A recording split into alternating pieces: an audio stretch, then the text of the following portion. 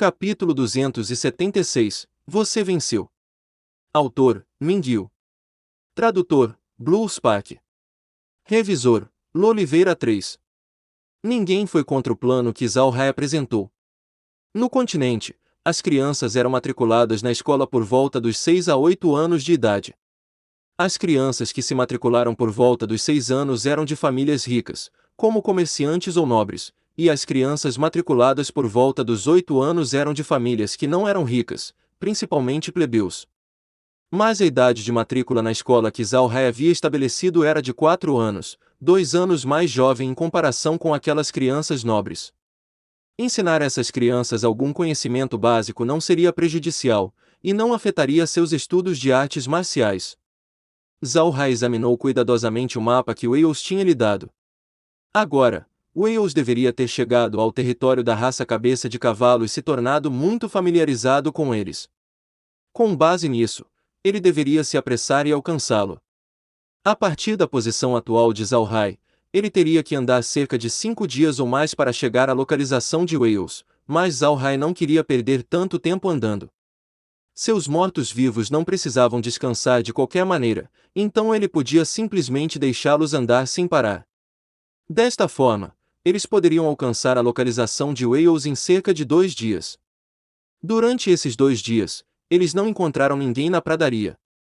Zhao Hai não se importava com a pradaria e deixou Cair cuidar de tudo. Ele estava ocupado atualmente construindo a escola com Merine.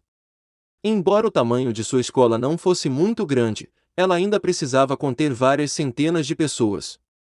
Zhao Hai tinha acabado de perceber que eles não tinham professores suficientes, e também eles não tinham mão de obra suficiente disponível. Eles estavam especialmente com falta de pessoas que eram alfabetizadas que podiam ensinar matemática. Uma pessoa que era alfabetizada e podia fazer cálculos matemáticos que Zhao Hai havia preparado era Lódia. Mesmo que a Lódia fosse um morto-vivo e não precisasse de descanso, tinha muitas crianças, e não era o suficiente para ele fazer isso sozinho. Mas o problema era que Zhao Hai não podia levar as pessoas para atuar como professores das crianças, o que fez Zhao Hai se sentir muito sombrio. Eventualmente, ele não teve escolha senão retirar alguns magos mortos-vivos para ensinar as crianças a ler e escrever, e a pessoa que ele escolheu foi Zhao Jia. Zhao Jia era um grande mago do elemento luz, então naturalmente ele era alfabetizado. Mas os estudantes eram todos crianças bois raivosos do chifre grande e elas não podiam aprender magia, então deixá-lo ensinar as crianças a ler e escrever era muito normal. De acordo com a situação, os aspectos de alfabetização seriam tratados por Zhao Jia e a matemática seria dada a Lódia. Quanto às crianças de 4 a 7 anos, Zhao Hai não contratou um professor para elas. Em vez disso, ele selecionou 2 escravas, bem como uma mulher da tribo do boi raivoso do chifre grande, para ensinar essas crianças. As crianças de 4 a 7 anos ainda eram jovens e precisavam ser nutridas, então era melhor deixar as mulheres fazerem isso. Ao mesmo tempo, havia outro assunto que estava causando dores de cabeça em Zhao Hai, e isso eram livros didáticos. Ele já havia decidido sobre o material didático, mas o que ele faria com os livros didáticos? Eles não tinham livros suficientes em mãos para dar a cada criança um livro. No final, Zhao Hai teve que vir com outro método. Ele deu a cada criança uma pilha de papel branco amarrada por cordas. Eles usariam isso para anotar o que os professores lhes ensinaram. Embora isso desacelerasse o processo de ensino, ainda era um bom método. Embora desse jeito eles precisassem de um grande suprimento de papel e tinta para ensinar as crianças, isso não importava. No continente, comprar papel era muito mais barato do que comprar livros. No continente Ark, não havia atualmente impressoras móveis, o que eles usavam era uma simples gravação impressa primitiva, então os livros eram muito mais caros. Haviam muitas crianças plebeias no continente que não podiam pagar livros didáticos, então usavam o mesmo método que Zhao Hai estava usando agora. Zhao Hai deu a essas crianças as canetas de aço que ele havia preparado para elas. Zhao Hai tinha comprado estes canetas a granel quando eles ainda estavam na cidade casa. Ele originalmente as comprou para os homens fera, mas agora elas estavam sendo usadas pelas crianças. Mas Zhao Hai disse que as crianças tinham que valorizar a caneta e o papel em suas mãos. Eles tinham que tomar notas todos os dias, e o professor os veria no dia seguinte. Os professores também verificariam suas canetas. Se suas canetas fossem levemente danificadas, receberiam punição. Claro, não era nenhum tipo de punição corporal, e Zhao Hai não queria que os professores dessem castigos corporais. Mas uma punição que não os deixava ir para a aula de educação física era muito séria para uma criança. Se alguém dissesse qual aula era a aula favorita de todos os alunos, seria educação física, porque eles poderiam sair e brincar. Mas a educação física que eles ensinaram aqui era diferente da que Zhao Hai tinha na Terra. Aqui eles usaram aula de educação física para ensinar as artes marciais e habilidades de equitação às crianças. Esse tipo de educação física era muito amada pelas crianças. Uma vez que eles ouviram que se eles danificassem um pouquinho suas canetas, eles não poderiam ir para a educação física. Para eles essa era a punição mais séria possível, e assim as crianças tratavam suas canetas com cuidado. Com o apoio total de Zhao Hai e dos outros, a escola estava finalmente terminada e as crianças Boi Raivoso do Chifre Grande se tornaram o primeiro grupo de estudantes. Mas eles eram apenas estudantes diurnos. Uma vez que as crianças foram deixadas fora da escola, todas as pessoas no castelo poderiam ir à escola para aprender a ler, escrever e fazer aritmética. Isso era algo que Zhao Hai havia estipulado, e já que os professores de linguagem e aritmética eram todos mortos-vivos, eles não se cansavam e podiam dar aulas extras aos homens fera e servos. Esses 2 dias também permitiram que Zhao Hai entendesse completamente quão vasta era a pradaria dos homens fera. Depois de se mover sem parar por 2 dias, Zhao Hai não encontrou nenhum homem fera na estrada, o que o surpreendeu completamente. Depois de 2 dias, ele já havia ido do território da raça cabeça de bovino para o território da raça cabeça de cavalo. Porque esta era a área adjacente entre os dois territórios. Haviam poucas pessoas que viriam aqui, com medo de causar um mal-entendido. Mas uma vez que eles entraram no território da raça cabeça de cavalo, não passou muito tempo até que Zhao Hai visse um acampamento, não muito distante. O acampamento não era muito grande, mas a bandeira governante da tribo do Touro Hercúleo tremulava ao vento sobre o acampamento. Zhao Hai não pôde deixar de revelar um leve sorriso. Ele sabia que Wales era uma pessoa muito orgulhosa, e apesar de sua tribo do Touro Hercúleo ter sido derrotada pela tribo do Touro Lutador, ele não esconderia sua identidade. Ele sempre mostraria a sua bandeira no alto de sua tenda aonde quer que ele fosse. Zhao Hai não disse nada, ele apenas acelerou e correu para o acampamento de Wales. Ele não soltou Gasol porque estava sendo mantido pela Kaye.